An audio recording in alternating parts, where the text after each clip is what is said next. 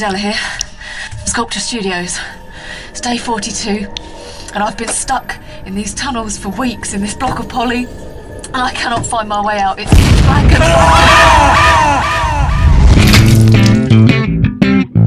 and Welcome to Sculpture Studios. As with many projects that are brought to our workshop, clients are often after that real wow factor. Chris Rainbow from Mobile Caving found us on the net and brought a trailer down to our studio with a children's activity that he'd like to be scenically decorated. He arrived with a 5.5 by 2.5 metre area of fiberglass tubing with 5 portholes, allowing entry to the inside. Everything was all secured to the trailer with sturdy metalwork, and the whole piece was one solid construction. Aden's now going to give you a brief rundown of what the trailer is and the job that the client had in mind for us. What we've got here is a large children's caving tunnel. They climb through a section and they climb through in and out all these tubes, which is going to be quite scary for them. But just having the tubes exposed on their own, it kind of gives the children an idea of where they're going. So what we want to do is cover the whole lot in polystyrene and make it look like a giant rock face. And the idea is they don't have any idea whatsoever what's going to happen to them inside. They've got extra little doors, so there's a panic mode, lights come on and they can get out fairly quickly, so it's all going to be nice and safe. Areas like this, the metalwork come out to the very edge and then clad down here like that. But it made it very difficult to make a nice kind of rock face organic shape, so what we've taken back is the metalwork and we've cut it off so we can go in and out with the rock face and try and hide a bit more of the structure. I'll keep you updated with the progress.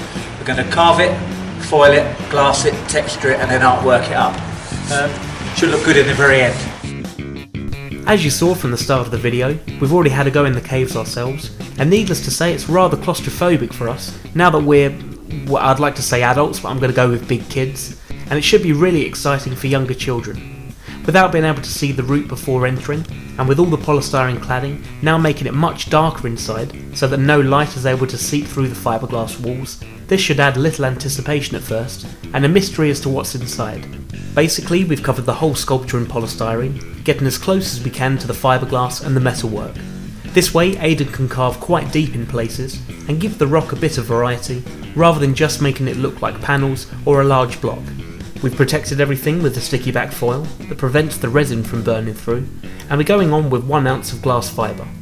For permanent installations, particularly ones like this that are going to be used outside, we normally go on a lot heavier, but in this case, the polystyrene is being left inside the sculpture, so it still retains a certain degree of strength.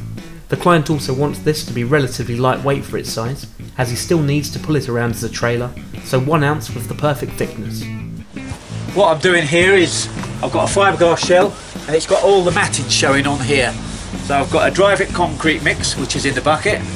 This is a hopper, different size nozzles here which give a different size pattern spray, and I'm going to spray this on there and it gives a lovely texture and a rocky feel.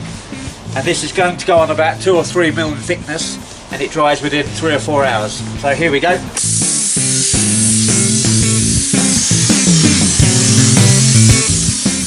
We've used this dry-fit concrete render many times in the past, for textured finishes on stone walls, rocks and boulders, and sandy and dirt areas that are then painted up.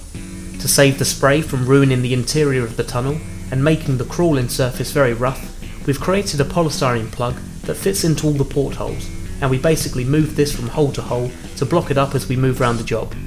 We've added a grey pigment to the concrete as a solid base colour to start from, and when this is all dry, Aden then goes over with layers of colour and starts building up the depth.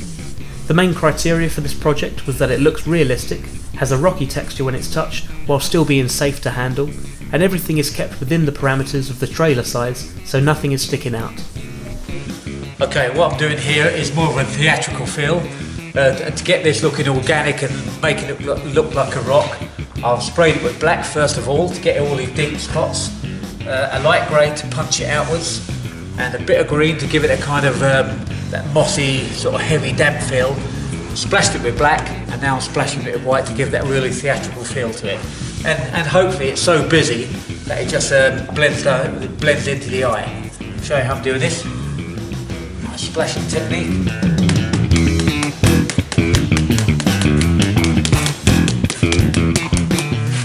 to twist my hand so I'm not just getting loads of strings going in each direction. With all the rendering complete, we make sure all the portholes are nice and clean inside, and we invite the client back down to the studio. This was one of those times where we didn't have to arrange any transportation, as he hooked it straight up to the back of his 4x4, shook hands and was on his way. As promised, Chris sent us a couple of shots of the caving tunnel being set up ready for its first use. Here's his own children officially testing it before it's open to the public. If there's anyone out there that's interested in this attraction, contact Mobile Caving, and for anyone else that's looking for something similar to be made, contact us at Sculpture Studios. Please feel free to leave any comments below, as they're always appreciated, and hit the subscribe button for our latest videos. You can like Sculpture Studios on Facebook, and for more of our work, visit sculpturestudios.co.uk. Thank you very much for watching.